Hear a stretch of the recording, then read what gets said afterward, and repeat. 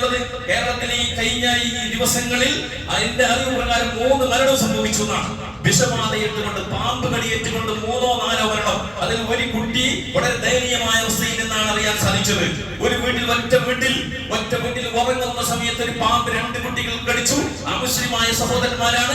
ഒരു കുട്ടി മരിച്ചു, മറ്റേ കുട്ടി സീരിയസിലാണെന്നാണ് അത് നിങ്ങൾക്ക് വായിച്ചിട്ടുണ്ടാകും. എന്നാൽ ഇതിലൊരു കാര്യം പഠിക്കണം. ഹബീബായ റസൂലുള്ളാഹി സ്വല്ലല്ലാഹു അലൈഹി വസല്ലം തങ്ങളുടെ സ്വഹാബിയുടെ അടുക്കലേക്ക് ഒരു ജൂതൻ വന്നു. ആ സ്വഹാബിയോട് വന്നിട്ട് 20 ദീനാർ കൊടുത്തിട്ട് ആ ജൂതനായ മനുഷ്യൻ ഈ സ്വഹാബിയോട് പറഞ്ഞു, നിങ്ങളുടെ നേതാവ് പഠിപ്പിച്ച, നിങ്ങളുടെ നേതാവിൽ നിന്ന് പഠിച്ച നല്ലൊരു അറിവ് പഠിപ്പിച്ചു തരണം, 20 ദീനാർ തരാം. 20 ദീനാർ പറഞ്ഞത് ലക്ഷക്കണക്കിന് വിലയുള്ള ഇന്നത്തെ ദീനാറിന് ഈ കാലഘട്ടത്തിൽ 20 ലക്ഷക്കണക്കിന് വിലയുണ്ട്.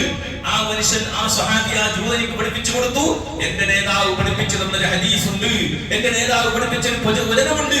നിങ്ങൾ രാത്രി ഉറങ്ങാൻ നേരത്ത് നിങ്ങളുടെ ബെഡുകൾ, തലയണകൾ, നിങ്ങളുടെ ബെഡ്ഷീറ്റുകൾ, നിങ്ങൾ പുതപ്പുകൾ എല്ലാം ഒന്ന് കൊടഞ്ഞ് വൃത്തിയാക്കിയിട്ട് ഉറങ്ങാൻ ഞങ്ങളുടെ നേതാവ് പഠിപ്പിച്ചിട്ടുണ്ട്. ആരാ പറയുന്നത്? സ്വഹാബിയായ മുസ്ലിമായ സ്വഹാബി ജൂതനോട് പറഞ്ഞു. ആ മനുഷ്യന്റെ മനസ്സിൽ ആകെ ഒരു കൺഫ്യൂഷൻ, ഡൗട്ട്. എന്താ ഇത്? 20 ദീനാർ കൊടുത്തിട്ട് 50,000 രൂപ കൊടുത്തിട്ട് ഉസ്താദിനോട് പറയുന്നു, ഉസ്താദ് 50,000 രൂപ തരാം, നല്ല അറിവ് പഠിപ്പിച്ചിരുന്നു. ആ സമയത്ത് പറയുന്നു, റബ്ബനാ ആതിനാ ഫിദ് ദുനിയാ ഹസന, ദുആ പഠിപ്പിച്ചേരാന്ന് പറഞ്ഞാൽ നിങ്ങൾക്ക് സമാധാനാവോ? 50,000 രൂപ കൊടുത്തിട്ട് ആരെ പഠിപ്പിച്ചതില്ല? അല്ലെങ്കിൽ 50,000 രൂപ കൊടുത്തിട്ട് പഠിച്ചിട്ടാകുമ്പോ നിങ്ങൾ ഭക്ഷണം കഴിക്കുമ്പോൾ ബിസ്മില്ലാഹ് പറഞ്ഞിട്ട് നിങ്ങൾ വിട്ടാൽ 50,000 ലോസ് ആയി എന്ന് പറയില്ലേ? ആ മനുഷ്യനാണ് ബേജാറായി. വീട്ടിലേക്ക് പോയി ഭാര്യയോട് പറഞ്ഞു, എന്തായാലും 20 ദീനാർ പോയില്ലല്ലോ. ഭാര്യയോട് പറഞ്ഞു, അതുവരെ ശീലമില്ല. ആ മനുഷ്യൻ ഭാര്യയോട് പറഞ്ഞു, ഞാൻ 20 ദീനാർ കൊടുത്തിട്ട് ഒരു അറിവ് പഠിച്ചിട്ട് വന്നതാണ്. അതുകൊണ്ട് ഇന്ന് നീ ഉറങ്ങുന്ന സമയത്ത് നിങ്ങൾ നമ്മുടെ വീട്ടിലുള്ള എല്ലാം ഉറങ്ങുന്ന ബെഡ്ഷീറ്റുകളും ബെഡുകളും എല്ലാം ഒന്ന് കൊട്ടി ഒന്ന് പുറത്തേക്ക് കൊണ്ട് ക്ലീൻ ആക്കണം. അങ്ങനെ ഭാര്യ ഭർത്താവും മക്കളും കൂടി ഇതിനെ വൃത്തിയാക്കി. ചരിത്രം പറയുന്നു, ഹദീസ് രേഖപ്പെടുത്തുന്നു, അന്ന് ആ ബെഡിന്റെ അടിയിൽ അതിന്റെ ഉള്ളിലൂടെ പതുങ്ങിക്കിടക്കുന്ന ഒരു വിഷബാധയെടുക്കുന്ന ഒരു പാമ്പുണ്ടായിരുന്നു. ആ പാമ്പ് അന്ന് അവർ ചിന്തിച്ചു, ഇന്ന് ഇതിനെ കൊട്ടി വൃത്തിയാക്കിയിട്ടില്ലായിരുന്നെങ്കിൽ 3 പേരുടെയും ജീവൻ പോകുമായിരുന്നു. ഉടനെ പറഞ്ഞു, അശ്ഹദു അല്ലാ ഇലാഹ ഇല്ലല്ലാഹ് വഅശ്ഹദു അന്ന മുഹമ്മദർ റസൂലുള്ളാഹ്. ഇതാണ് നബിയുടെ ഹദീസ്.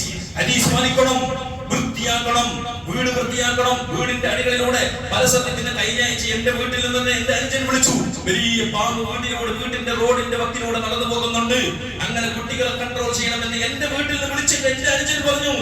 പാമ്പുകൾ മാളത്തിൽ നിന്ന് പുറത്തിറങ്ങുന്ന സമയമാണ്. മാങ്ങ പെറുക്കാനും കൊട്ട പെറുക്കാനും ചക്ക പെറുക്കാനും മറ്റുള്ള ആവശ്യങ്ങൾക്ക് കുട്ടികൾ പോകുന്നു. പ്രത്യേകം ശ്രദ്ധിക്കണം. എല്ലാ വീട്ടിലും ജനലൊക്കെ തുറന്നു വെക്കുന്ന സമയമാണ്. ഏതെങ്കിലും സമയത്ത് പാമ്പുകൾ വന്ന് കാണുന്ന പാമ്പ് മനുഷ്യനെ കൊല്ലാൻ വരുന്നതല്ല, വെള്ളം തേടിയിട്ട് വരികയാണ്. അതിന്റെ ജീവൻ രക്ഷിക്കാൻ വേണ്ടി വരുന്നു. അല്ലാതെ പാമ്പിന് നമ്മൾ അതിനെ ബുദ്ധിമുട്ടാക്കുമെന്ന് പേടിച്ചിട്ടാണ് നമ്മളെ കടിക്കാൻ വരുന്നത്. അതിങ്ങനെ പോകുന്ന സമയത്ത് നമ്മളെ ഇടങ്ങേൻ ചെയ്യും. അപ്പൊ അതുകൊണ്ട് എല്ലാ വീട്ടിലും വൃത്തി വേണം. എല്ലാ വീട്ടിലും ബെഡുകളും കട്ടിലിന്റെ അടികളൊക്കെ വീട്ടിലുള്ള ഭാര്യമാരോട് പറയണം. ചില വീട്ടിലേക്ക് പോയാൽ അടുത്തൊരു വീട്ടിലേക്ക് പോയി വീട്ടിൽ പോകുമ്പോ അതിനെ ബെഡ്റൂമിന്റെ ഉള്ളിലേക്ക് ഞങ്ങളെ കൊണ്ടുപോയി എന്തൊരു കാര്യം നോക്കാൻ വേണ്ടി. അങ്ങനെ നോക്കുമ്പോ ഈ ബെഡ്റൂമിന്റെ ഉള്ളിൽ ഒരു ബനൂ ഇസ്രായേലിന്റെ കാലത്ത് കൊടുക്കുന്ന സാധനങ്ങൾ മുഴുവനും അതിന്റെ ഇടയിൽ പൊത്തി വെച്ചിട്ടുണ്ട്. ഓരോ ചിലപ്പോ മങ്ങത്തിന് എടുത്ത സാരി കൂടെ അതിന്റെ ഉള്ളിൽ ചാക്കിരി കെട്ടി വെച്ചിട്ടുണ്ടോ എന്ന് എനിക്ക് ഡൗട്ടായി.